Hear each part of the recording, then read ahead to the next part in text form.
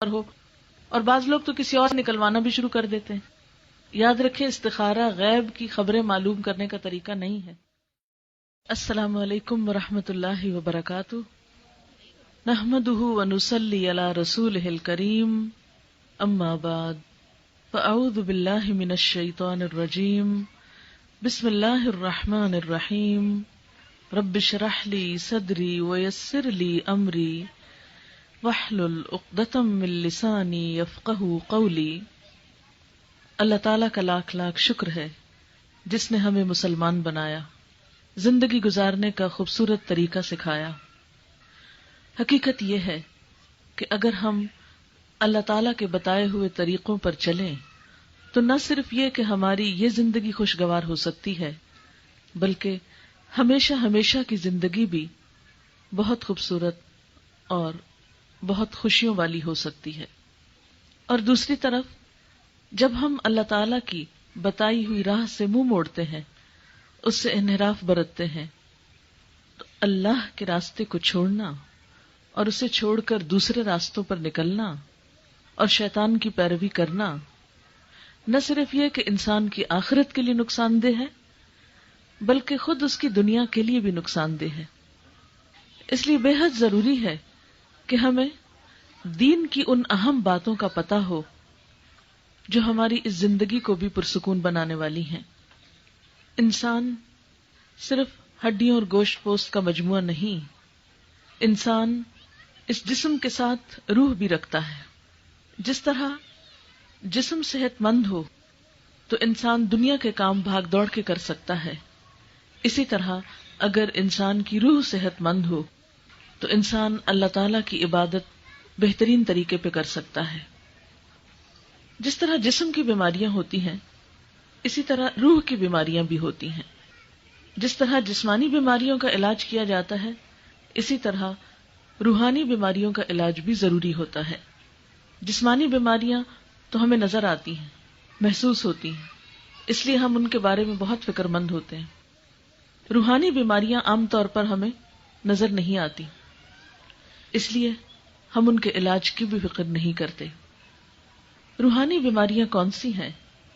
جو انسان کی روحانی موت کا سبب بنتی ہیں وہ تمام چیزیں کہ جو چھپ کر ہمارے اندر عمل دخل کرتی ہیں اور اس کے نتیجے میں ہم ڈپریشن کا شکار ہوتے ہیں کبھی، اور کبھی بے چینی کا شکار ہوتے ہیں. ان روحانی بیماریوں کی اصل بنیاد تو منافقت ہے، لیکن اس کے ساتھ ساتھ تکبر، بدگمانی، کینہ، حسد، نفرت اور ریاکاری جیسی چیزیں انسان کو اندر سے گھن لگا دیتی ہیں. ان بیماریوں میں سے آج ریاکاری کے بارے میں چند باتیں کروں گی. ریاکاری جسے ہم اردو میں دکھاوا کہتے ہیں. ریا کا مطلب عربی زبان میں دکھاوا ہے، تو آج کی گفتگو ریاکاری کے بارے میں ہوگی. ریاکاری، دکھاوا یا نمائش ان کاموں میں خاص طور پر جن کاموں کو ہم بطور عبادت کرتے ہیں یا اللہ کی خوشنودی کی خاطر کرتے ہیں، جن کاموں سے لوگ خوش ہوتے ہیں، لوگ ہمیں نیک سمجھتے ہیں. ایک انسان جب کوئی بھی ایسا کام جسے عبادت کہا جاتا ہے اللہ تعالیٰ کو خوش کرنے کے لیے نہیں بلکہ بندوں کو دکھانے کے لیے کرتا ہے تو ایسا کرنا ریاکاری کہلاتا ہے. عبادت اللہ تعالیٰ کا حق ہے، ہمیں اللہ تعالیٰ نے پیدا کیا ہے، ہمارے پاس جو کچھ ہے اسی کا دیا ہوا ہے، اس لیے ہم پر ذمہ داری عائد ہوتی ہے کہ ہم اس کے آگے جھکیں، اس کو یاد کریں، اس کو خوش کریں.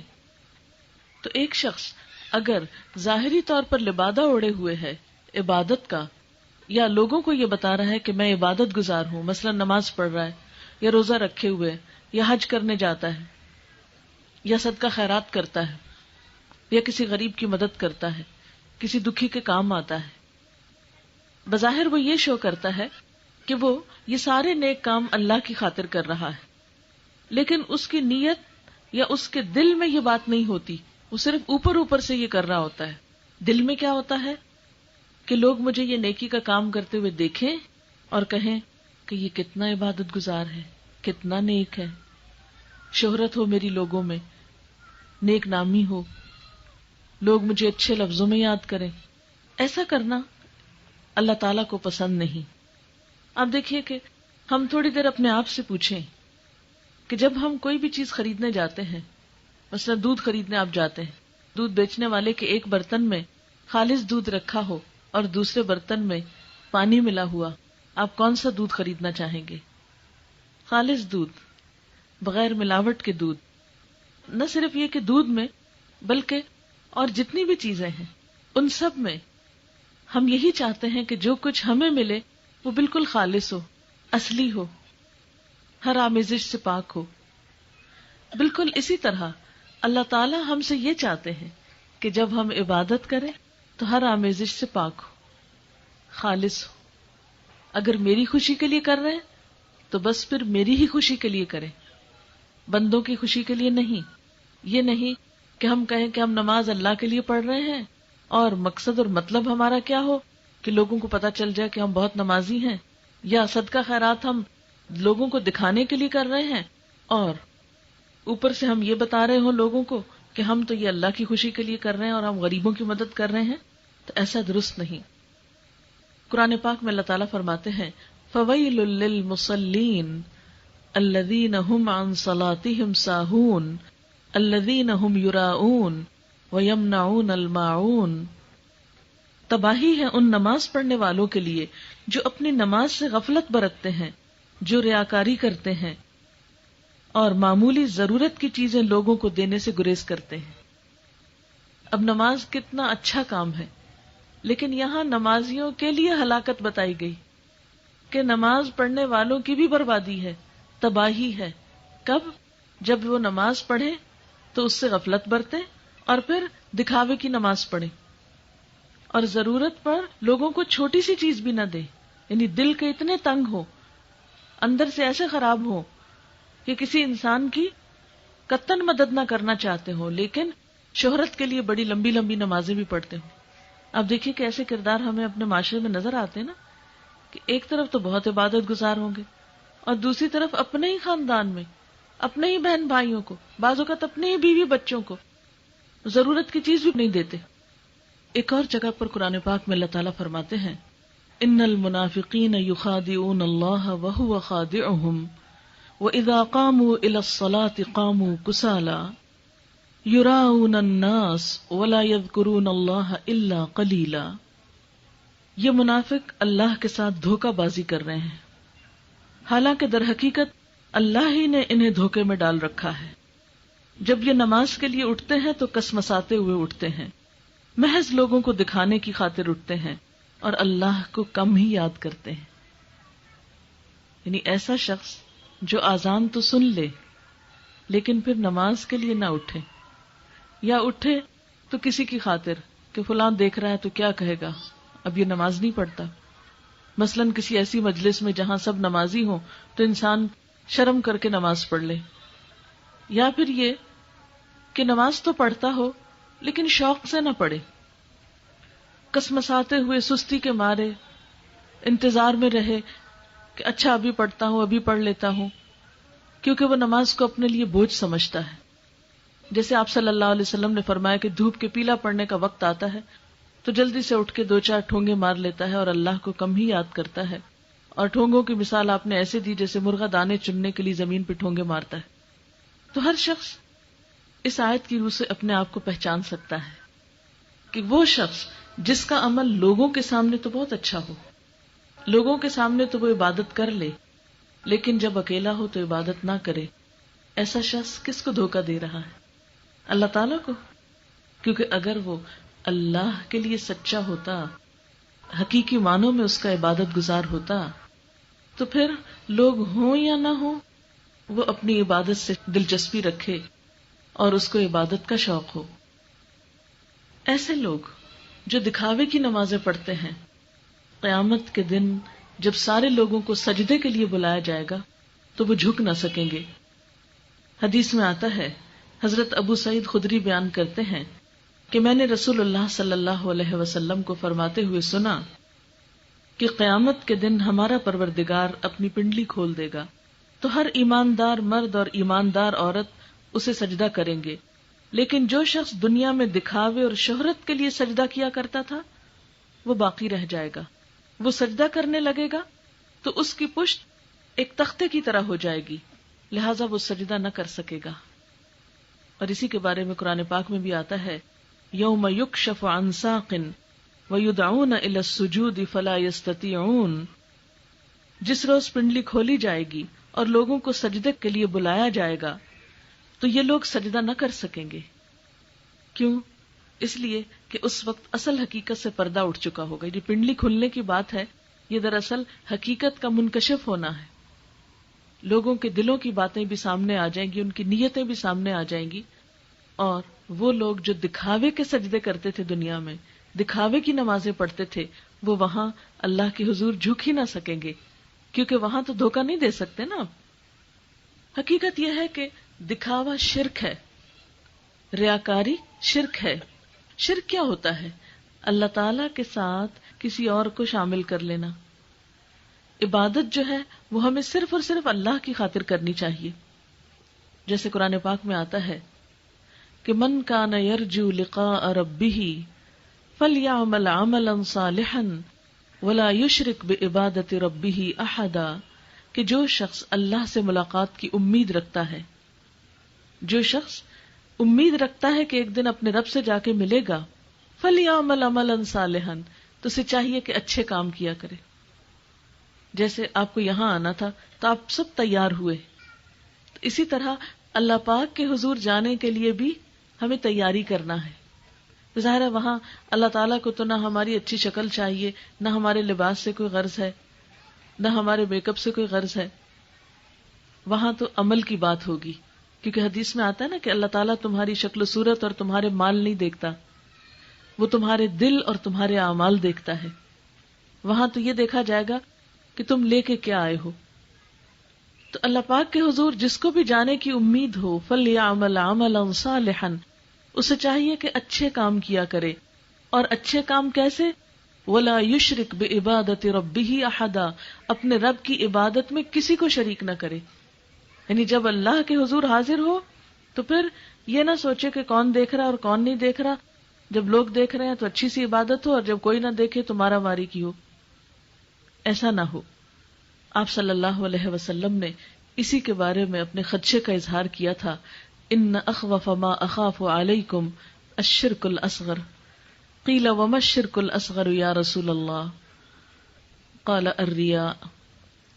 آپ نے فرمایا بے شک سب سے زیادہ خطرناک چیز جس کا میں تم سے خطرہ محسوس کرتا ہوں وہ شرک اصغر ہے، یعنی چھوٹا شرک.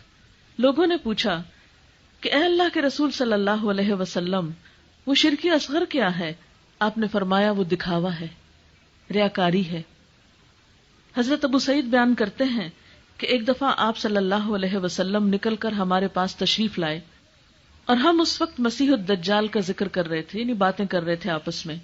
آپ نے فرمایا کیا میں تم لوگوں کو اس چیز کی خبر نہ دوں جو میرے نزدیک تمہارے لیے مسیح الدجال سے زیادہ خوفناک ہے.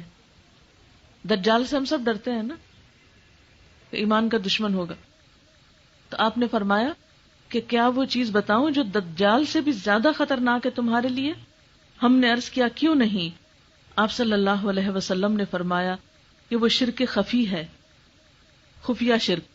اور وہ یہ ہے کہ کوئی شخص نماز پڑھنے کھڑا ہو اور جب کسی شخص کو اپنی طرف دیکھتے ہوئے دیکھے تو اپنی نماز کو خوب بنا سنوار کے پڑھنے لگے. یعنی ویسے کھڑا تھا، کیجولی نماز پڑھ رہا تھا جلدی جلدی، جو ہی اسے پتا چلا وہ فلاں آ گیا ہے تو پھر بہت اچھی طرح پڑھنے لگے کہ اب فلاں جو دیکھ رہا ہے. یہ چیز دجال سے بھی زیادہ خطرناک ہے، خوفناک ہے ایک بندہ مومن کے لیے کہ وہ اللہ سے تو کم ڈرے، اللہ پاک کی شرم تو نہ کرے، لیکن بندوں کی شرم سے، بندوں کے ڈر سے عبادت اچھی طرح کرے. کیونکہ اس کا مقصد کیا ہے؟ لوگوں کو امپریس کرنا، لوگوں سے تعریف چاہنا، لوگوں کی نظر میں اچھا بننا. حضرت ابو موسیٰ اشعری سے روایت ہے کہ ایک دن آپ نے ہمیں خطبہ ارشاد فرمایا اور فرمایا ایھا الناس اتقوا ھذا الشرک فانہ اخفی من دبیب النمل. اے لوگو اس شرک سے بچو جو چیونٹی کی چال سے بھی زیادہ خفی ہے. کہیں چونٹی جا رہی ہے تو ہمیں نہیں پتہ چلتا، کیونکہ اس کی چال میں کوئی شور نہیں ہوتا، اکثر تو دکھتی بھی نہیں، غیر محسوس طریقے سے، حتیٰ کہ بعض اوقات ہمارے اپنے جسم پہ چل رہی ہوتی، کپڑوں پہ چل رہی ہوتی اور ہمیں نہیں پتہ چلتا، کوئی اور آ کے کہتا او چونٹی ہے آپ پر. تو آپ نے فرمایا کہ وہ شرک جو چونٹی کی چال سے بھی زیادہ مخفی ہے، ہمیں پتہ ہی نہیں چلتا کس وقت ہمارے اندر ریاکاری آ گئی. ہم اچھے بھلے ایک کام کر رہے تھے اور پتہ ہی نہیں چلا کہ کس وقت وہ اندر سرایت کر گئی، اور اچانک احساس ہوا کہ نہیں، یہ تو دکھاوے کا کام ہو رہا تھا، اس سے مقصود اللہ تعالیٰ کو خوش کرنا تو نہیں، یہ تو بندوں کی خوشنودی مقصود ہو گئی. اس لیے ہمیشہ انسان کو اپنے آپ کو چیک کرتے رہنا چاہیے کہ میں نیکی کا کوئی چھوٹا کام کرتا ہوں یا بڑا کرتا ہوں، اس سے میری مراد کس کو خوش کرنا ہوتی، کیونکہ دکھاوا تو اعمال کو ضائع کر دیتا ہے، اچھی بھلی نیکی کو برباد کر دیتا ہے. قرآن پاک میں اللہ تعالیٰ فرماتے ہیں یا ایھا الذین آمنوا لا تبطلوا صدقاتکم بالمن والاذی کالذی ينفق مالہ رئاء الناس ولا يؤمن باللہ والیوم الآخر فمثلہ کمثل صفوان علیہ تراب فأصابہ وابل فترکہ صلدا لا يقدرون على شيء مما كسبوا واللہ لا يهدي القوم الكافرین. اے ایمان والو، اپنے صدقات کو احسان جتا کر اور دکھ دے کر اس شخص کی طرح خاک میں نہ ملا دو جو اپنا مال محض لوگوں کو دکھانے کے لیے خرچ کرتا ہے اور نہ اللہ پہ ایمان رکھتا ہے نہ آخرت پہ. اس کے خرچ کی مثال ایسی ہے جیسے ایک چٹان تھی جس پر مٹی کی تہ جمی ہوئی تھی، اس پر جب زور کا میਂہ برسا تو ساری مٹی بہہ گئی اور صاف چٹان کی چٹان رہ گئی. ایسے لوگ اپنے نزدیک خیرات کر کے جو نیکی کماتے ہیں اس سے کچھ بھی ان کے ہاتھ نہیں آتا، اور کافروں کو سیدھی راہ دکھانا اللہ کا دستور نہیں. دکھاوا کرنے والے لوگوں کی نیکی کیسی ہوتی ہے اس کی مثال یہاں اس آیت میں دی گئی ہے کہ جیسے ایک پتھر پہ پڑی مٹی، جب بارش برسی تو ساری مٹی بہہ گئی اور صاف چٹان کی چٹان رہ گئی. یعنی انہوں نے ایسے ہی بس تھوڑی بہت کوئی نیکی کر لی اور پھر دکھاوا کیا تو وہ بھی برباد ہو گئی. وہ پہلے ہی تھوڑی تھی، پتھر کے مقابلے میں خاک کی کیا اہمیت، اور اس پہ بارش پڑ جائے تو وہ تو کچھ بھی نہ چھوڑے، ذرہ بھی نہ چھوڑے. تو دکھاوا اسی طرح نیکیوں کی صفائی کر دیتا ہے جیسے ہم ڈسٹنگ کر کے سویرے میزیں اور شیشے اور ہر چیز صاف کر دیتے ہیں. حضرت ابو امامہ باہلی سے روایت ہے کہ رسول اللہ صلی اللہ علیہ وسلم نے فرمایا ان اللہ لا يقبل من العمل الا ما كان له خالصا وابتغي به وجهه، کہ اللہ تعالی عمل کو قبول نہیں کرتا مگر جو اس کے لیے خالص ہو اور جس سے اس کی رضا مقصود ہو. پھر اسی طرح ایک اور حدیث میں ہے اللہ تعالیٰ فرماتے ہیں کہ میں شریکوں اور ان کے شرک سے بالکل بے نیاز ہوں. جس نے کوئی ایسا عمل کیا کہ اس میں میرے ساتھ کسی اور کو بھی شریک کر لیا تو میں اس عمل کو بھی چھوڑ دیتا ہوں اور کرنے والے کو بھی چھوڑ دیتا ہوں، اس کے شریک کو بھی چھوڑ دیتا ہوں. یعنی مثلاً اگر ہم نماز پڑھ رہے ہیں، ایک طرف ہم اللہ کی خوشی چاہتے ہیں، دوسری طرف ہم ماں باپ کو خوش کرنا چاہتے ہیں، اس شخص کو جو ہمیں ہر وقت نماز کی تلقین کرتا ہے، تو ایسا عمل کیا ہے؟ ضائع. کیوں؟ اس لیے کہ ہم نے اس میں مکسچر کر دیا، اس کو اس طرح کر دیا کہ جو خالص نہیں رہا. پھر اسی طرح ایک اور حدیث میں آتا ہے قیامت کے دن وہ شخص لایا جائے گا جو ریاکار ہوگا اور سب لوگوں کے سامنے یہ بتایا جائے گا کہ دیکھو یہ ہے فلاں شخص جو ریاکار تھا اور دکھاوے کے کام کیا کرتا تھا. اس کو چونکہ شہرت کا بہت شوق تھا نا، وہ جو بھی نیک کام کرتا تھا اس کا دل کیا چاہتا تھا، بس ساری دنیا کو پتا چل جائے کہ یہ نیک کام میں نے کیا ہے. اچھا آپ دیکھیں کہ بعض اوقات تو بڑے بڑے کاموں میں ریاکاری ہو جاتی ہے نا، اور بعض اوقات چھوٹے چھوٹے کاموں میں ہم چھوٹا سا کام کر لیں پھر ہم کو چین نہیں آتا جب تک ہم 10 لوگوں سے تعریف نہ وصول کر لیں. اس کو بھی بتائیں گے، اس کو بھی بتائیں گے، اس کو بتائیں گے تمہیں پتا ہے میں نے فلاں کی مدد کی، فلاں بہن کو یہ دیا، فلاں بھائی کو یہ دیا، فلاں رشتہ دار کو یہ دیا، اور ان پہ بھی احسان جتایا اور ان کو بدنام بھی کیا، ضرورت مند کی ضرورت پوری کر کے پھر اس کو رسوا بھی کیا. تو یہ چیز اللہ تعالیٰ کو پسند نہیں. پھر اسی طرح ایک اور حدیث میں آتا ہے کہ جس نے ایسا علم حاصل کیا جس سے اللہ کی رضا چاہی جانی چاہیے، لیکن وہ اس لیے نہیں حاصل کرتا، اس لیے نہیں سیکھتا کہ اللہ کی رضا چاہے، اس کی بجائے وہ کیا چاہتا ہے؟ دنیا کا مال اس سے چاہتا ہے، تو ایسا شخص قیامت کے دن جنت کی خوشبو بھی نہ پا سکے گا. حضرت جابر سے روایت ہے، آپ صلی اللہ علیہ وسلم نے فرمایا، علم اس لیے حاصل نہ کرو کہ علماء کا مقابلہ کر سکو، ان کے مقابلے پہ فخر جتاؤ، یا بے وقوفوں سے جھگڑے کرو، یا یہ کہ لوگوں کے چہرے اپنی طرف متوجہ کرو، یعنی لوگوں کو بتانے کے لیے کہ وہ سر اٹھا کے دیکھیں اچھا وہ فلاں، یعنی لوگوں کی توجہ حاصل کرنے کے لیے نہیں. لیکن آپ دیکھیں کہ ہم عام روزمرہ زندگی میں ایسے جملے بہت سے بولتے ہیں کہ میں ایسا کام کروں گا لوگ یاد رکھیں گے. اب اس لیے تو نہیں کوئی نیک کام کرنا کہ لوگ یاد رکھیں، لوگ یاد بھی رکھیں گے تو کچھ دن بعد وہ لوگ خود بھی ختم ہو جائیں گے، پھر کون یاد رکھے گا؟ عمل بھی ضائع، اجر بھی ضائع، اور لوگ بھی گئے، حاصل کچھ بھی نہ ہوا. کیا صرف لوگوں کی خاطر اتنا تھکے؟ تو آپ نے فرمایا کہ جو ان اغراض کے لیے علم حاصل کرے کہ علماء کا مقابلہ کرے، بے وقوفوں سے جھگڑے اور لوگوں کی توجہ حاصل کرے، تو ایسا علم انسان کو آگ کی طرف لے جانے والا ہے، فہو فی النار. پھر اسی طرح یہ ہے کہ حضرت ابن عباس بیان کرتے ہیں کہ آپ صلی اللہ علیہ وسلم نے فرمایا، جس نے لوگوں کو سنانے کے لیے کوئی نیک کام کیا، اللہ تعالیٰ قیامت کے دن یا دنیا میں ہی اس کی ذلت لوگوں کو سنوائے گا، اور جس نے لوگوں کو دکھانے کے لیے کوئی نیک کام کیا، اللہ تعالیٰ قیامت کے دن یا دنیا میں ہی اس کی برائیاں لوگوں کو دکھلا دے گا. یہ صحیح مسلم کی روایت ہے. یعنی جو شخص شہرت پانے کے لیے نیکی کرتا ہے، اس کی سزا اس کو کیا ملتی ہے کہ وہ دکھاوے کے جو چند کام ظاہری کر رہا تھا، وہ وقتی طور پر تو اس کو خوب تعریف ملتی ہے، لوگ تالیاں بجاتے ہیں، لیکن چند ہی دن کے بعد کیا ہوتا ہے کہ اس کا دوسرا پہلو بھی لوگوں کے سامنے آ جاتا ہے اور وہ برائی بھی لوگوں پہ ظاہر ہو جاتی ہے. اب سوال یہ پیدا ہوتا ہے کہ ہم عام طور پر ریاکاری کیوں کرتے ہیں، دکھاوا کیوں کرتے ہیں؟ سب سے پہلی بات تو یہ ہے کہ تعریف کی خواہش ہوتی ہے ہمیں، کہ لوگ ہماری تعریف کریں. آپ دیکھیے کہ اگر غور کیا جائے تو تعریف سے ہمیں کیا مل جاتا ہے؟ ایک وقتی طور پہ نفس کا اطمینان ہوتا ہے، اس کے بعد تو کچھ بھی نہیں. کیا تعریف سے کسی کا پیٹ بھرا؟ کیا تعریف سے کسی کے مسائل حل ہوئے؟ کیا تعریف سے کسی کا غم ختم ہو گیا؟ کچھ بھی نہیں. یہ صرف ایک دھوکہ ہوتا ہے جو ہم اپنے آپ کو دیتے ہیں. اور لوگوں کا حال کیا ہوتا ہے کہ آج اگر آپ کی تعریف کر رہے ہیں، کل کسی اور کی کریں گے. آپ کے سامنے آپ کی تعریف، دوسرے کے سامنے اس کی تعریف اور آپ کی برائی. اور پھر آپ دیکھیں دنیا ایک ہجوم میلے کی طرح ہے نا، جسے کہتے ہیں نا چڑھتے سورج کے پجاری. جیسے روز سورج نکلتا ہے تو سب کی توجہ ادھر ہوتی ہے، ہم کہتے ہیں او سورج نکل آیا، دن چڑھ گیا. اور جب ڈوب جاتا ہے سورج تو ہم پھر کیا کہتے ہیں؟ سورج غروب ہو گیا، گیا. بس انسان کی زندگی بھی یہی ہے کہ وہ فلاں شخص بہت شہرت مل گئی، اس کو بہت عروج مل گیا اس کو، اور پھر وہ چلا گیا اور بھول بھلا گئے، ختم. حاصل کیا ہوا؟ کچھ بھی نہیں. پھر اسی طرح ایک اور وجہ ہوتی ہے تعریف چاہنے کے علاوہ، یعنی ریاکاری ہم کیوں کرتے ہیں کہ ہمیں تنقید کا خوف ہوتا ہے. ہمیں یہ ڈر ہوتا ہے کہ لوگ ہمیں کچھ کہیں گے. اس سے پہلے کہ وہ ہمیں کچھ کہیں، ہم اپنے کارنامے اس سے پہلے بتانے لگتے ہیں. اور یہ بھی دراصل شیطان کا وار ہوتا ہے. شیطان اس طرح ہمارے عمل ضائع کرانا چاہتا ہے. شیطان کے جو وار ہیں یا شیطان کے جو ہتھ کنڈے ہیں انسان کو بہکانے کے، وہ بھی بہت عجیب ہیں اور بہت مختلف ہیں.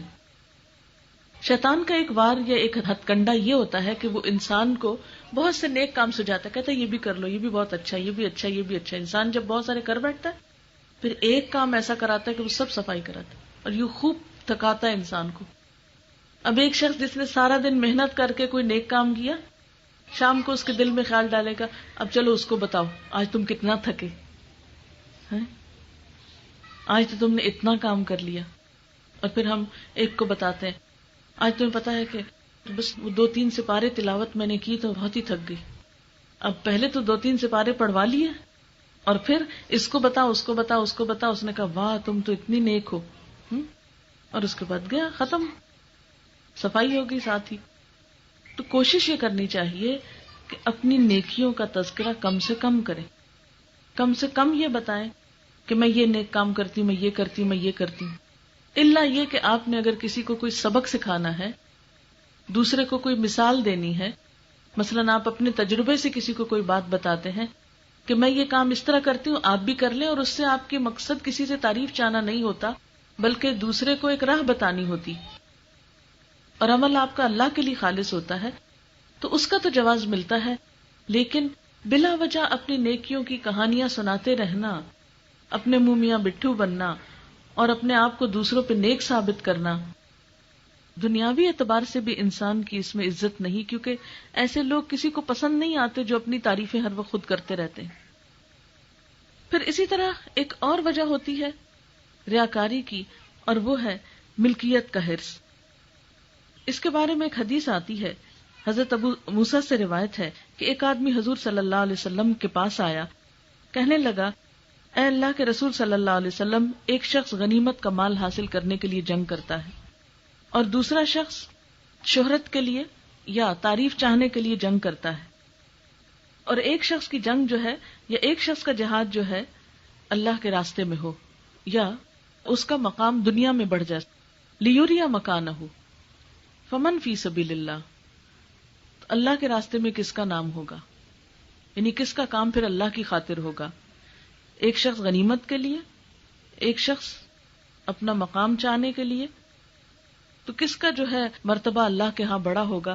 تو آپ نے فرمایا جو اس لیے جنگ کرتا ہے کہ اللہ کا نام بلند ہو وہ ہے دراصل فی سبیل اللہ، اور باقی جو اپنا نام بلند کرنے کے لیے کرتا ہے یا بہادر کہلانے کے لیے یا لوگوں کی نگاہوں میں بہت عمدہ بننے کے لیے، تو اس کا وہ کام اللہ کے لیے نہیں اور وہ قبول نہیں ہوگا۔ اچھا، یہ کیسے پتا چلے کہ ہم ریاکاری کرتے ہیں یا نہیں؟ علامت کیا ہے؟ اپنی پہچان کیسے ہوگی؟ کہیں ہمارے اندر تو یہ عیب ہے یا نہیں؟ تو اس میں پہلی چیز کیا ہے؟ فرض عبادت میں تاخیر کرنا۔ جو شخص نماز میں تاخیر کرتا ہے، سستی کرتا ہے، ٹالتا رہتا ہے، وہ ایک طرح کی ریاکاری کرتا ہے۔ پھر اسی طرح عبادت میں سستی اور کاہلی کرنا، اور اس وقت اچھی طرح نماز پڑھنا جب دوسرے دیکھ رہے ہوں، اور اس وقت جلدی جلدی پڑھ لینا جب کوئی نہ دیکھ رہا ہو۔ مثلا آپ اکیلے گھر میں، آپ کو کون سا مجھے کوئی دیکھ رہا ہے، چلو جلدی جلدی 2 سجدے لگاؤ اور چلو ختم کرو کام۔ اور ابھی آپ نے آدھی پڑھی تھی، کتنے میں کوئی آیا تو آپ کہتے ہیں بذرا اچھی طرح پڑھو، وہ دیکھ کے کیا کہے گئی کیسی نماز پڑھتی۔ پھر اسی طرح اور کیسے پتا چلتا ہے کہ ہم ریاکاری کر رہے ہیں؟ کہ جب لوگوں سے تعریف ملے تو ہمارا کام تیز ہو جائے، اور اگر کوئی ہماری تعریف نہ کرے تو کاموں میں سستی ہونے لگے، اور اگر تنقید کر دے تو کام چھوڑ کے بیٹھ جائے۔ یعنی کب زیادہ کام کرے؟ جب تعریف زیادہ ہو، اور کب کام نہ کرے؟ جب تعریف نہ ہو رہی ہو۔ پھر اسی طرح ایک اور پہچان کیا ہے کہ جب لوگوں کے بیچ میں ہو تو خوب کام کرے، اور جب اکیلا ہو تو کوئی کام نہ کرے۔ پھر اسی طرح ریاکاری سے پھر بچا کیسے جائے؟ اگر ہم نے اپنے آپ کو ٹیسٹ کر لیا کہ ہاں بھئی یہ خرابی تو ہمارے اندر بھی ہے کہ ہم لوگوں کے بیچ میں تو بہت اچھے بنتے ہیں، اور جب کوئی نہ ہو تو کام پڑا چھوڑ دیتے ہیں، تو اب ہمیں کچھ تو کرنا پڑے گا کہ اپنے عمل کو بچائیں یا محفوظ کریں۔ اس کے لیے سب سے پہلی بات تو یہ کہ اللہ تعالیٰ سے پچھلی غلطیوں پہ معافی مانگے، توبہ کریں، اور آئندہ کے لیے دعا کریں۔ اس کے لیے آپ صلی اللہ علیہ وسلم نے ایک دعا سکھائی ہے، اللہم طہر قلبی من النفاق وعملی من الریا ولسانی من الکذب وعینی من الخیانہ فإنک تعلم خائنۃ الأعین وما تخفی الصدور۔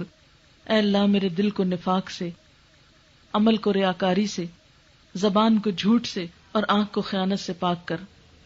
پھر اسی طرح اپنی خامیوں پہ نظر رکھی جائے۔ تنہائی میں جب کوئی نہ دیکھ رہا ہو تو اس وقت نیک کام کی کوشش کی جائے، اور زیادہ اچھی طرح کوشش کی جائے۔ اپوزٹ کام شروع کر دینے چاہیے، اور اپوزٹ کا یہ مطلب نہیں کہ اگر کوئی دیکھ رہا ہے تو ہم کہیں گے جی اب نماز ہی نہ پڑھو کیونکہ لوگ دیکھتے ہیں۔ نہیں، یہ بھی شیطان کا ایک وسوسہ ہوتا ہے۔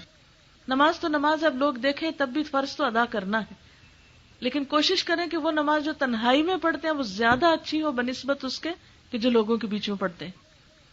پھر اسی طرح اچھے لوگوں کی صحبت اور کمپنی، کیونکہ آپ جن لوگوں میں بیٹھیں گے، جیسی باتیں وہ کریں گے، جیسے مقابلے ہوں گے، اگر نیک لوگوں میں بیٹھیں گے تو نیکی کے مقابلے ہوں گے کہ وہ اتنا اچھا کام کر رہے ہیں ہم بھی اچھا کر لیں۔ تو اچھے لوگوں کی کمپنی جو ہے وہ آپ کو اچھا بننے میں مددگار ہوتی ہے۔ پھر اسی طرح علم حاصل کرنا، جب انسان کے دل میں خدا کا خوف آتا ہے تو وہ دکھاوا نکلنے لگتا ہے۔ جب اللہ تعالیٰ کی عظمت دل میں آتی ہے، یہ پہچان آتی ہے کہ وہ تو ہر جگہ دیکھ رہا ہے، کسی نے دیکھا ہے یا نہیں، کسی نے تعریف کی ہے یا نہیں، کوئی مجھے چاہتا ہے یا نہیں, کسی نے مجھے اس کام کے اوپر کوئی اجرت معاوضہ دیا یا نہیں. جب میرا کام اللہ کے لیے اور 4 دن کی زندگی ہے, جانا تو واپس اسی کے پاس ہے, اور پھر نعمتیں ہی نعمتیں ہیں, یہ تو صبر کا امتحان ہے. یہاں اگر کوئی تعریف نہیں کرتا میری اور کوئی مجھے پوچھتا نہیں تو نہ صحیح, وہ پوچھنے والا ہے نا. تو ایسی سوچ انسان کو پھر ریاکاری سے محفوظ رکھتی ہے. اور پھر اسی طرح یہ ہے کہ انسان جب بھی کوئی تعریف کر رہا ہو تو اس وقت اللہ تعالی سے مدد مانگے اور دعا مانگے کہ یا اللہ جو کچھ یہ کہہ رہے ہیں تو مجھے نہ اس پہ پکڑنا. یعنی جب کوئی اس کی تعریف کر رہا ہو تو اللہم لا تؤاخذنی بما یقولون, یا اللہ مجھے نہ پکڑنا ان باتوں پہ جو یہ لوگ کہہ رہے ہیں. بعض اوقات لوگ آپ کے منہ پہ آ کے تعریفیں شروع کر دیتے نا کہ آپ نے تو یہ کیا اور آپ نے ہمارے لیے وہ کیا اور آپ تو بہت اچھے انسان ہیں. تو ایسے میں کیا دل میں پڑنا چاہیے, یا اللہ یہ جو کچھ کہہ رہے ہیں اس میں مجھے نہ پکڑنا, میں ہوں تو نہیں اتنا اچھا لیکن لوگ سمجھتے ہیں تو مجھے تو اس سے بھی اچھا بنا دے. تو انشاءاللہ تعالی جب آپ اللہ سے مدد مانگیں گے, اللہ سے دعا کریں گے تو آپ کے لیے آسانی پیدا ہو جائے گی. پھر اسی طرح یہ ہے کہ کچھ چیزیں ریاکاری میں شامل نہیں. مثلا حضرت ابو ذر سے روایت ہے کہ رسول اللہ صلی اللہ علیہ وسلم سے پوچھا گیا, ارأیت الرجل یعمل العمل من الخیر ویحمدہ الناس علیہ قال تلک عاجل بشر المؤمن, کہ ایک شخص نیک کام کرتا ہے اور لوگ اس کی تعریف شروع کر دیتے ہیں تو کیا یہ ریاکاری ہے؟ یعنی وہ نہیں چاہتا کہ لوگ میری تعریف کریں, وہ تعریف کے لیے نہیں آیا, لیکن لوگوں کو ایک بات اچھی لگتی ہے, ان کو فائدہ ہوتا ہے, ان کے منہ سے بے ساختہ تعریف نکل جاتی. تو فرمایا یہ مومن کو جلدی ملنے والی خوشخبری ہے, اچھے کام کی اصل جزا تو قیامت کے دن ملے گی. لیکن دنیا میں اگر کوئی اپریسیشن کر دیتا ہے, یعنی آپ نے نہیں کسی کو کہا کہ آپ میری تعریف کرو, لیکن کو خود سے کر دیتا ہے, تو آپ سمجھے کہ پھر یہ ایک خوشخبری ہے جو اللہ کی طرف سے اس شخص کے ذریعے مجھے مل رہی ہے. پھر اسی طرح اور کیا چیز ریاکاری میں شامل نہیں, مثلا اچھا لباس, حال حلیہ اچھا بنانا اور اس میں نیت تکبر کی نہ ہو کہ میں تو سب سے اچھا نظر آؤں اور میرے مقابل کوئی نہ ہو, تو یہ ریاکاری نہیں ہوتی. مثلا یہ کہ عید کا موقع ہو, شادی کا موقع ہو, تو آپ اس میں اچھا لباس پہن سکتے ہیں. یعنی اچھا لباس پہننا دکھاوے میں نہیں آتا اگر نیت میں یہ نہیں کہ آپ دوسروں کو لیٹ ڈاؤن کریں. بعض اوقات ہم پہنتے ہیں اپنا ڈیزائن کسی کو نہیں دیں گے, ٹیلر کا نام نہیں بتائیں گے جہاں سے سلوایا ہے, اگر کوئی کڑھائی کرائی ہے یا کوئی ڈیزائن اس پہ ہے تو وہ بتائیں گے نہیں. کیوں؟ اس لیے کہ میں سب سے اچھی نظر آؤں اور باقی لوگ میرے مقابلے میں کم نظر آئیں. یہ چیز پسندیدہ نہیں. آپ کو منع نہیں, جو آپ کو اللہ نے حیثیت دی ہے, توفیق دی, آپ اچھے سے اچھا پہنیں, اچھے سے اچھا رہیں, لیکن یہ نہیں کہ میرے جیسا کوئی ہو ہی نہ, کیونکہ اس میں پھر حسد بھی آ جاتا نا. پھر اسی طرح دوسروں کے گناہ چھپانا, دوسروں کے عیب پہ پردہ ڈالنا. پھر اسی طرح نیک لوگوں کی صحبت میں ایمان کا بڑھنا, یہ ریاکاری نہیں ہوتی. مثلا کچھ جگہوں پر آپ کے اندر خیر کی محبت پیدا ہونے لگتی ہے اور پھر آپ جلدی سے نیک کام شروع کر دیتے ہیں, تب آپ کہیں نہیں نہیں میں فلاں جگہ نہیں جاؤں گا, وہاں جا کے تو میرے دل میں آتا ہے میں نیک کام کروں, تو کیا پتہ یہ دکھاوا ہو. نہیں. مثلا اگر آپ حرم شریف میں جائیں تو کیا ہوگا, آپ کا دل عبادت میں بہت لگے گا. اب آپ کے آس پاس بہت سے لوگ ہوں گے, اب آپ کہیں گے نہیں نہیں میں نے تو نہیں اتنی اچھی نماز پڑھنی کیونکہ یہ تو سب لوگ دیکھ رہے ہیں. نہیں, آپ اللہ کے گھر میں ہیں, قدرتی بات ہے آپ کا دل زیادہ لگ رہا ہے, یہ دکھاوا نہیں ہے. اچھا اب یہ کچھ سوال ہیں تو ان کے جواب دیکھ لیتے ہیں. چھوٹے بچوں کے باعث اکثر نماز کی پریشانی ہوتی ہے, یا وضو کر کے نماز نہیں پڑھی جاتی ہے, بہت جلدی جلدی پڑھی جاتی ہے. انہوں نے لکھا وضو کر کے نماز نہیں پڑھی جاتی. دیکھیے نماز وضو کے بغیر نہیں ہوتی. آپ چاہے جلدی وضو کریں لیکن وضو ہونا چاہیے, اور اگر پہلا وضو باقی ہے تو اس کے ساتھ بھی نماز پڑھ سکتے ہیں. ایک اور بات یہ کہ بعض بچے کچھ مخصوص اوقات میں بہت رونا شروع کر دیتے ہیں. اچھا بھلے بچہ سو رہا ہے, جب آپ نماز شروع کرتے وہ اٹھ جاتا ہے, رونا دھونا شروع کر دیتا ہے. بعض بچے مغرب کے وقت ایک دم روتے ہیں بہت, اور مغرب کا ٹائم اتنا تھوڑا ہوتا ہے کہ اگر آپ بچے کو دودھ پلائیں نماز نکل جائے گی. تو ایسی صورت میں اگر آپ کو پتا ہے تو نماز سے پہلے ہی اس کا بندوبست کر رکھیں, اس کو کھلا پلا دیں کہ بھوک نہ ہو اس کو. اور بچے کی ماں کو اس حد تک اجازت ہے کہ اگر وہ رو رہا ہو تو روتے ہوئے اس کو ساتھ اٹھا لیں, پاس چمٹا لیں, لیکن نماز نہ چھوڑیں. آپ صلی اللہ علیہ وسلم کی نواسی حضرت امامہ جو تھی وہ نماز میں آپ کے کندھے پر بیٹھی ہوئی تھی. امام حسن حسین رضی اللہ تعالیٰ عنہما کے بارے میں آتا ہے کہ آپ سجدے میں جاتے تو وہ آپ کی پیٹھ پہ بیٹھ جاتے تھے, تو آپ اس وقت تک نہیں اٹھتے تھے جب تک کہ وہ اٹھ نہیں جاتے تھے خود. تو اس سے کیا پتا چلتا ہے کہ نماز میں بچوں کو پاس آنے دینا چاہیے. ہمارے عام طور پر کیا ہوتا ہے, نماز شروع کی, بچے آئے, وہ دیکھو پکڑو پکڑو, وہ نماز نہیں پڑھنے دے رہا, اس کو کھینچ کے پرے لے جاتے ہیں, بچہ چیختا چلاتا ہے. ایک تو اس کو نماز سے خوف ہو جاتا ہے کہ پتہ نہیں یہ کیا, میری ماں چپ ہو گئی, کیا کر رہی ہے, اور پھر اس کو جب اس سے ہٹایا جاتا ہے تو دل میں نماز کی نفرت بیٹھتی ہے. اس لیے بچوں کو کبھی بھی نماز کے مصلی پہ جانے سے یا آگے پیچھے پھرنے سے روکنا نہیں چاہیے, کھیلنے دو. آپ دیکھتے ہیں کہ وہ کھیلتے ہیں, کبھی آگے آتے ہیں, تو ماں کو اتنی اجازت ہے کہ وہ نماز کے وقت بچے کو ہاتھ سے آگے پیچھے کر دے, یا کبھی ضرورت کے وقت اپنے کندھے پہ اٹھا لے یا بازو پہ اٹھا لے اور ساتھ اشارے سے نماز پڑھ لے. سوال ہے, خضاب لگانے سے وضو ہو جاتا ہے یا نہیں اگرچہ عمر کے حساب سے بال سفید ہو گئے ہوں؟ اگر تو ایسا خضاب ہے جو بالوں کو کور کر دیتا ہے تو یاد رکھیے کہ جب پیریڈز ہوتے ہیں تو اس وقت بال بھی دھونے چاہیے پورے, پاک ہونے کے لیے. پیریڈز کے بعد پاک ہونے کے لیے پورے بال دھلتے ہیں. اگر کوئی چیز اس کے اوپر کوٹنگ کر دیتی ہے اور بال کے اندر نہیں جانے دیتی پانی, اندر سے مراد یہ کہ بال کو پانی ٹچ نہیں کرتا, اوپر سے ہی پھسل کے گر جاتا ہے, تو پھر یہ ٹھیک نہیں. لیکن مہندی وغیرہ جس کا رنگ اس کے اندر جذب ہو جاتا ہے, جیسے کپڑے کے اندر اب یہ نیلا رنگ جذب ہو گیا, ہاں اگر یہ پینٹ ہو تو کیا ہوگا, کپڑے کی تار تک پانی نہیں جائے گا. تو پینٹ وغیرہ جو ہوتے ہیں اس سے پانی رک جاتا ہے اوپر ہی اوپر, اس سے پھر وضو نماز نہیں ہوتی. لیکن جو چیز صرف رنگ کی حد تک ہو اور پانی کو روکتی نہ ہو, اس سے کوئی فرق نہیں پڑتا. مہندی لگا سکتے ہیں. ایک پرچہ جس میں کچھ لکھا ہوا ہے آخری سطر میں ہے کہ اگر آپ یہ نہیں کریں گے تو دنیا میں نقصان ہوگا. ابھی یہ کسی نے پرچے دکھائے ہیں, بانٹنے کے لیے شاید. اس میں کچھ لکھا ہوا ہے تو کسی نے پوچھا کہ اس کی وضاحت کر دے, تو میں ذرا پڑھ کے آپ کو وضاحت کرتی ہوں. یہ لکھا ہے کہ مدینہ کے شیخ احمد نے یہ وصیت نامہ بھیجا ہے. کون ہے شیخ احمد, کہاں رہتے ہیں؟ لکھنے والے سے کوئی پوچھے کہ ان کا ذرا پتہ بتائیے, ہر سال ہزاروں لاکھوں حاجی جاتے ہیں, تو ذرا ان کو مل کے بھی آئیں گے اور ان کو پوچھ بھی لیں گے کچھ. انہوں نے یہ وصیت نامہ بھیجا ہے, اور یاد رکھیں کہ وصیت تو مرتے وقت ہوتی ہے نا, جس میں لکھا ہے کہ جمعے کی رات میں مدینہ مبارک میں قرآن شریف پڑھ رہا تھا کہ مجھے نیند آ گئی. کیا دیکھتا ہوں کہ حضرت محمد صلی اللہ علیہ وسلم تشریف فرما ہوئے اور فرمایا کہ اس ہفتے میں 60,000 آدمی مرے. اب یہ نہیں معلوم کہ آپ صلی اللہ علیہ وسلم کو اس نے خواب میں دیکھا یا پھر آپ صلی اللہ علیہ وسلم وہاں مسجد میں تشریف لائے. اب آپ دیکھیے کہ اگر خواب میں دیکھا تو بھی آگے چل کے دیکھتے ہیں کہ کیا ہوا, کہ اس ہفتے میں 60,000 آدمی مرے جن میں کوئی ایماندار نہ تھا. اب آپ دیکھیں دنیا میں ہر طرح کے لوگ مرتے ہیں, کافر بھی مرتے ہیں, مومن بھی مرتے ہیں. ایسا تو نہیں ہو سکتا کہ دنیا میں جو بھی روز مر رہا اس میں کوئی ایک بھی مسلمان نہ ہو. کسی بھی ہسپتال میں آپ جا کے دیکھیں بہت سے مسلمان مر رہے ہوتے ہیں. بہت برا وقت آ گیا ہے, عورتیں پردہ نہیں کرتی, شوہر کی خدمت نہیں کرتی, اولاد اپنے ماں باپ کی بات نہیں مانتی اور عورتوں نے پردہ چھوڑ دیا ہے.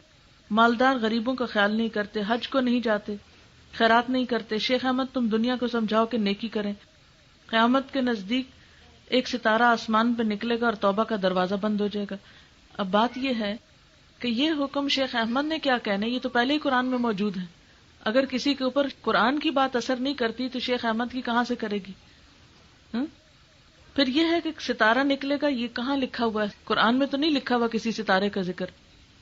اور ایک آسمان پہ تو بے شمار ستارے ہیں. اب کیا پتہ چلے کس ستارے کی بات ہو رہی ہے یہ, کیونکہ حدیث سے تو ہمیں پتہ چلتا ہے کہ 2 چیزوں کے بعد توبہ قبول نہیں ہوگی. نمبر 1, جب انسان کی جان نکلنے کو ہوتی ہے اور اس کے گلے میں خرخراہٹ شروع ہو جاتی ہے, موت کے فرشتے اس کو نظر آ جاتے ہیں, آخرت کے سین اس کو نظر آتے ہیں, دوسری دنیا میں دیکھنے لگتا ہے اور یہ دنیا اس کو نظر نہیں آتی, تو اس وقت توبہ قبول نہیں ہوتی. دوسرا یہ کہ جب سورج مشرق کی بجائے مغرب سے طلوع ہوگا تو اس وقت کسی کی توبہ قبول نہیں ہوگی. لیکن اس ستارے کا ذکر کہیں کسی حدیث میں نہیں ہے, نہ قرآن پاک میں ہے. پھر یہ لکھتے ہیں کہ حضرت محمد رسول اللہ صلی اللہ علیہ وسلم نے فرمایا کہ جو شخص اس وصیت نامے کو پڑھ کر اس کی نقل ایک جگہ سے دوسری جگہ پہنچائے گا, قیامت کے دن ان کی رحمت شفاعت کرے گی. کس کی رحمت, یہ کوئی پتہ نہیں چل رہا. یعنی اگر حضور صلی اللہ علیہ وسلم کی رحمت تو آپ کی رحمت نہیں ہوتی, رحمت اللہ ہی کی ہوتی ہے. اور ان کے خاندان کو خدا جنت کی راہ دکھائے گا. آپ دیکھیں کہ آپ کے کاغذ بانٹنے سے اگر سارے خاندان کو جنت مل رہی ہے تو اس سے آسان طریقہ اور کیا ہو سکتا ہے جنت لینے کا؟ اور جو ایسا نہیں کرے گا وہ خدا کی رحمت سے محروم رہے گا. اس کا مطلب یہ کہ اگر میں یہ کاغذ گھر لے جاتی ہوں اور اس کو بانٹتی نہیں ہوں تو پھر ان کے کہنے کے مطابق تو مجھ پر کوئی رحمت ہی نہیں خدا کی، چاہے میں نماز پڑھوں، روزہ رکھوں، کوئی بھی نیک کام کروں. تو اب آپ سوچیں کہ کیا خدا کی رحمت صرف اس کاغذ کے بانٹنے سے آتی؟ اللہ کا کلام قرآن پاک موجود ہے، اس کا پڑھنا پڑھانا وہ کوئی کام نہیں ہے، صرف ایک کاغذ بانٹنا جو ہے جس پہ ایک جھوٹی بات یہ لکھی ہوئی ہے. اور جو اسے چھپوا کر تقسیم کرے گا تو رحمت سے مالا مال ہوگا. کہاں لکھا ہے؟ کس حدیث سے پتہ چلتا ہے؟ عذاب کی، سزا کی، جزا کی باتیں صرف اللہ اور اس کے رسول صلی اللہ علیہ وسلم کو حق ہے بتانے کا، مجھے اور آپ کو نہیں. کہ میں کسی کو کہوں کہ دیکھو تم وہ فلاں کام نہیں کرو گی تو تم پہ عذاب آ جائے گا، یہ کر لو گی تو ثواب ہوگا. میں کون ہوں یہ بتانے والی؟ میرا حق نہیں ہے. اور پھر ساتھ لکھا ہوا قرضدار اس پرچے کو بانٹے گا تو اس کا قرضہ عطا ہو جائے گا. کتنی جھوٹی بات ہے. پھر دنیا میں خواہ اتنے لوگ قرضوں میں جکڑے ہوئے ہیں. اگر صرف اسی کاغذ کے بانٹنے سے قرضے اترتے تو دنیا میں کوئی شخص ایسا نہ بچتا اور مراد والوں کی مراد پوری ہوگی. ایک اور جھوٹی بات، شیخ احمد نے کہا اگر یہ وصیت نامہ جھوٹا ہو تو میری موت کافروں کے ساتھ ہو. کیا ہمارا دین ہمیں یہی سکھاتا ہے کہ بات بات پہ ہم کافروں کے ساتھ ہونے کی بات کریں؟ ہمیں چاہیے کہ محمد صلی اللہ علیہ وسلم پر درود بھیجیں. یہ انہوں نے کیا کہنا، تو قرآن میں لکھا ہوا ہے. اگر اللہ کے حکم پہ ہم عمل نہیں کرتے تو اس پہ کیا کریں گے؟ اور روزہ نماز کے پابند بنے، یہ بھی قرآن میں بہت دفعہ لکھا ہے. غریبوں کا خیال رکھتے ہوئے نیک راستوں پہ چلیں. جو آدمی 100 پرچے چھپا کر تقسیم کرے گا تو اس کو 14 دن میں خوشی نصیب ہوگی. بمبئی میں ایک آدمی نے 50 پرچے چھپوا کر تقسیم کیے تو اسے 30,000 کا فائدہ ہوا. کس چیز میں؟ کیا ہماری زندگی میں روز ایسا نہیں ہوتا کہ کبھی فائدہ ہو رہا ہوتا ہے، کبھی نقصان ہو رہا ہوتا ہے؟ ایک شخص نے جھوٹ سمجھا تو اس کا بیٹا مر گیا. مثلا کیسی دھمکی دی ہوئی ہے. قرآن کی تصدیق تو کرتے نہیں اور پھر بھی زندہ ہیں. تو اس کاغذ کی اگر تصدیق نہ کی تو فوت ہو جائے گی. نہیں کتنی خوفناک بات ہے نا، دوسروں کو بلیک میل کرنے والی. اور جو اس پرچے کو رکھ کر تقسیم نہیں کرے گا وہ ضرور غم دیکھے گا. آپ دیکھیں زندگی تو ہے ہی غم اور خوشی کا مجموعہ. ابھی آپ ہنس رہے ہیں، ابھی تھوڑی دیر بعد کوئی آپ کو کچھ کہہ دے گا، آپ کا دل وہیں دکھی ہو جائے گا. اب آپ کہیں وہ اس لیے دکھی ہوا ہے کہ پرچہ نہیں تقسیم ہوا. جو انسان زیادہ تعداد میں تقسیم کرے گا اسے تو فائدہ ہوگا. ایک شخص نے اس خط کو جھوٹا سمجھا تو اسی رات مر گیا. ایک بھائی نے خط کو صحیح مان کر دل میں یقین کر لیا اور 50 پرچے چھپوا کے تقسیم کیے تو اسے 50,000 کا فائدہ ہوا. وہ کسی کو 30 کا ہوا اور کسی کو 50 کا. ایک بھائی نے سوچا آج یا کل یا پرسوں لکھوں گا، وقت ٹال دیا تو اس کا انتقال ہو گیا. اور آخر میں لکھا مہربانی کر کے اس وصیت نامے کو جھوٹا نہ سمجھا جائے. تو کیا سمجھا جائے؟ اس میں سچی کون سی بات ہے؟ ایسی باتوں پہ نہ یقین کرنا چاہیے، نہ ایسے دھوکے میں آنا چاہیے. اللہ نے ہمیں عقل دی ہے اور ایسے فریب کو سمجھنا چاہیے. کوئی شخص کوئی پرچہ کوئی کاپی آگے تقسیم نہ کرے، یہ جھوٹ پھیلانا ہوگا. اور نہ ایسے کبھی وہم میں پڑے. یاد رکھیں نفع اور نقصان صرف اللہ کے ہاتھ میں. کوئی کچھ نہیں بگاڑ سکتا جب تک اللہ نہ چاہے، کوئی کچھ نہیں دے سکتا جب تک اللہ کا اذن نہ ہو. اس لیے اس طرح کی باتوں پر یقین نہ کریں، نہ پیسے ضائع کریں. یہ 100 روپے میں اگر 100 پرچے چھپتے ہیں تو یہ 100 روپے کسی غریب کو صدقہ کر دے. ویسے ہی سوال ہے استخارے کا صحیح طریقہ بیان کرے. استخارے کا صحیح طریقہ یہ ہے کہ انسان جب کوئی اہم کام پیش آئے تو اس وقت 2 رکعت نماز نفل پڑھے اور اس کی دعا پڑھے. یہ دعا ہے پوری. اور آپ صلی اللہ علیہ وسلم صحابہ کہتے ہیں کہ ہمیں یہ دعا اسی طرح سکھاتے تھے جیسے قرآن پاک کی کوئی سورت سکھاتے ہوں. اور آپ نے یہ بھی فرمایا کہ ابن آدم اللہ تعالیٰ سے مشورہ کر کے محروم نہیں ہوتا. اب اس میں یہ ہے کہ اہم چیز استخارے کا مطلب ہوتا ہے خیر مانگنا. یا اللہ تو خیر کر، اگر یہ بات جس کے لیے ہم استخارہ کر رہے ہیں اچھی ہے تو یہ کر دے، اگر اچھی نہیں تو اس کو ہم سے پھیر دے، ہمیں اس سے پھیر دے. استخارے کے لیے خواب کا آنا کوئی شرط نہیں. بہت سے لوگ پریشان رہتے ہیں کہ اتنے ہم نے استخارے کیے کوئی خواب نہیں آیا. پھر بعض اوقات خواب ویسے ہی آ جاتا ہے تو ہم اس کا مطلب کوئی نکالنا شروع کر دیتے ہیں. اور ایک اچھا خاصا کام جو ہے جس میں بظاہر کوئی قباحت نظر نہیں آتی اس کو ہم صرف اس لیے ریفیوز کر دیتے ہیں کہ وہ ہمیں خواب اچھا نہیں آتا. بھئی خواب تو ویسے بھی خراب آ سکتا ہے. آپ کو کہاں سے آپ کو پتا چلا کہ یہ خواب استخارے کا ہی نتیجہ ہے؟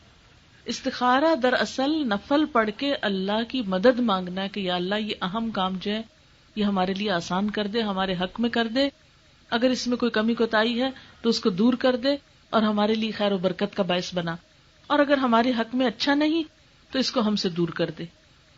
اور اس میں کوئی شرط نہیں سونا، کوئی شرط نہیں رات کو ہو، کوئی شرط نہیں کہ کسی خاص طریقے پر ہو، اور بعض لوگ تو کسی اور سے نکلوانا بھی شروع کر دیتے ہیں۔ یاد رکھیں استخارہ غیب کی خبریں معلوم کرنے کا طریقہ نہیں ہے۔ دعا کریں اب۔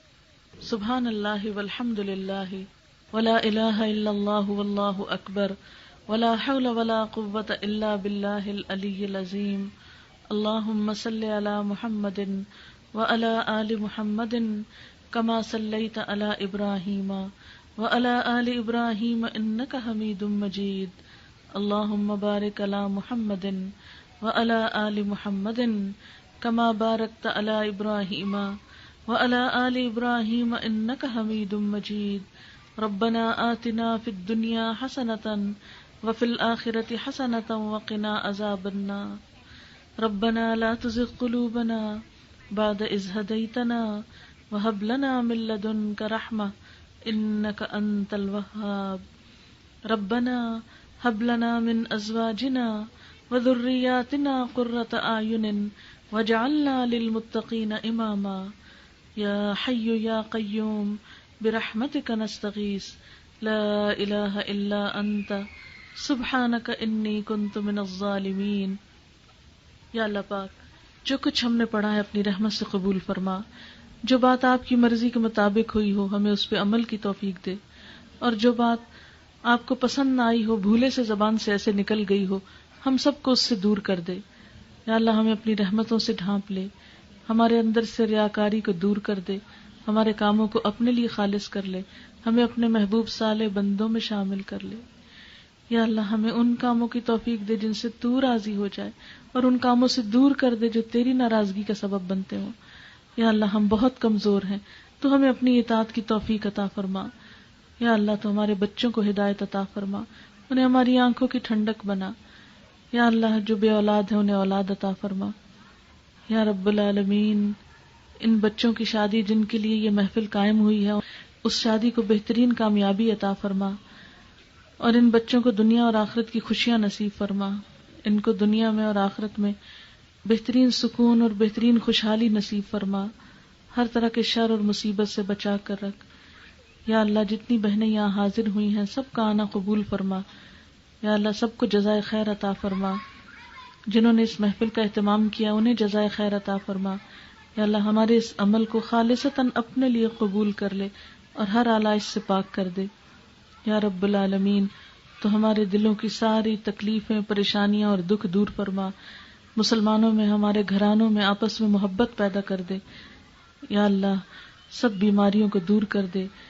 ربنا تقبل منا انک انت السمیع العلیم وتب علینا انک انت التواب الرحیم، وصلی اللہ تعالی علی خیر خلقہ محمد وعلی آلہ واصحابہ واہل بیتہ اجمعین برحمتک یا ارحم الراحمین۔